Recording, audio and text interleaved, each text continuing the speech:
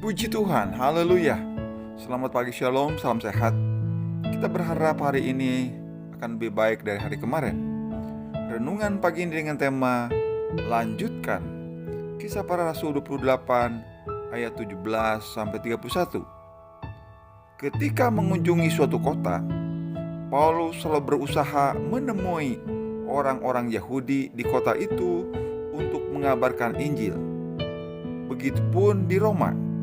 Ia ingin bertemu para pemimpin komunitas Yahudi untuk memberitakan Injil.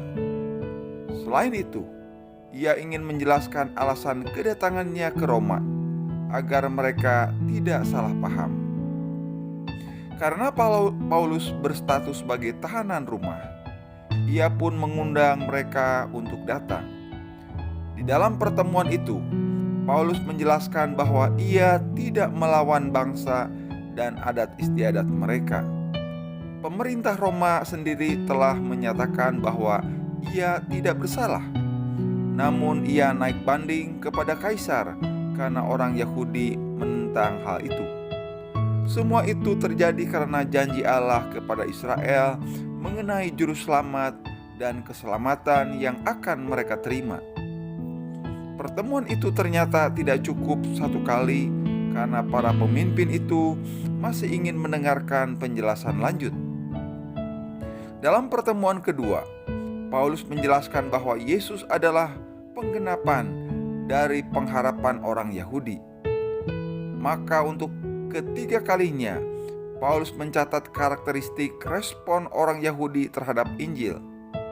Memang jauh sebelumnya, Tuhan telah berkata kepada Yesaya bahwa orang Yahudi tidak akan percaya pada pesan Allah yang disampaikan si nabi kepada mereka.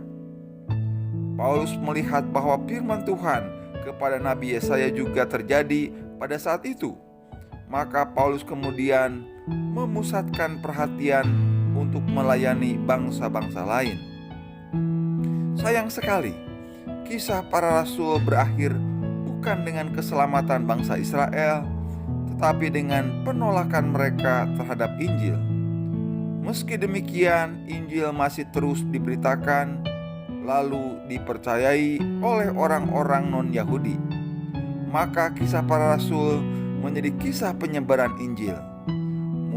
Mulai dari Yerusalem sampai ke ujung bumi, mulai dari orang Yahudi sampai kepada orang non-Yahudi. Kita, orang non-Yahudi yang hidup 20 abad setelah kisah para rasul, adalah bagian dari kisah penyebaran Injil itu. Marilah kita lanjutkan kisah itu dengan menyebarkannya juga. Puji Tuhan, Tuhan menolong dan memberikan kekuatan kepada kita untuk terus memberitakan Injil. Hadapi hari ini dengan hati yang selalu bersyukur, dengan tidak bersungut-sungut. Tuhan Yesus memberkati kita semua. Amin.